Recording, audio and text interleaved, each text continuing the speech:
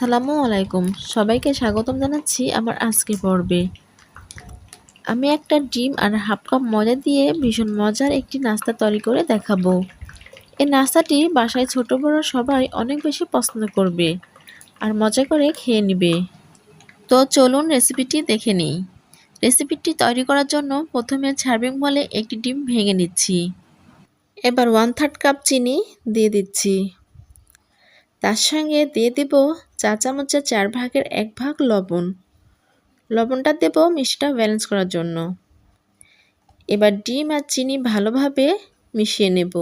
চিনিটাকে ডিমের সাথে ভালো করে গলিয়ে নিতে হবে আর ডিমটাকে ভালো করে ফেটিয়ে নিতে হবে যাতে করে ডিমের মধ্যে কোনো প্রকার লাঞ্চ না থাকে। এবার ফেটানো ডিমের মধ্যে দিয়ে দিচ্ছি চা চামচের অর্ধেকেরও কম বেকিং পাউডার। তার সঙ্গে দিয়ে দিচ্ছি 1 টেবিল চামচ গুঁড়ো দুধ। এবার এর মধ্যে দিয়ে দিচ্ছি 2 টেবিল চামচ তেল। এবার ভালোভাবে সবগুলো উপকরণ মিশিয়ে নেব।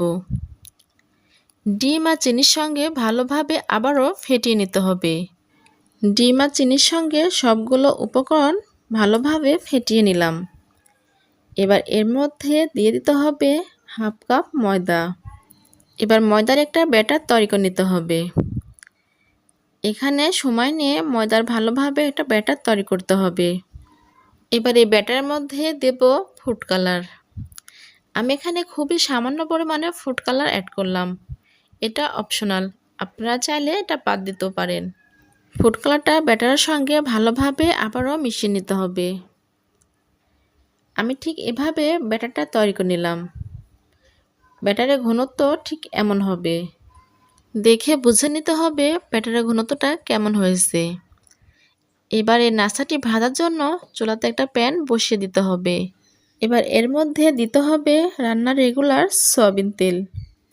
এখানে আমি সয়াবিন তেলটা পরিমাণ মতো দিয়ে গরম করে নেব। এখানে তেলটা হালকা গরম করে নেব। হালকা গরম তেলের মধ্যে এক এক করে নাস্তার ব্যাটারটা আমি শেপ আকারে ছোট ছোট করে দিয়ে নিচ্ছি। এখানে এক এক করে আমি সবগুলো নাস্তা শেপ দিয়ে নেব। সবগুলো দেওয়া হয়ে গেলে উল্টিয়ে পাল্টিয়ে আমি নাস্তাটা ভেজে নেব।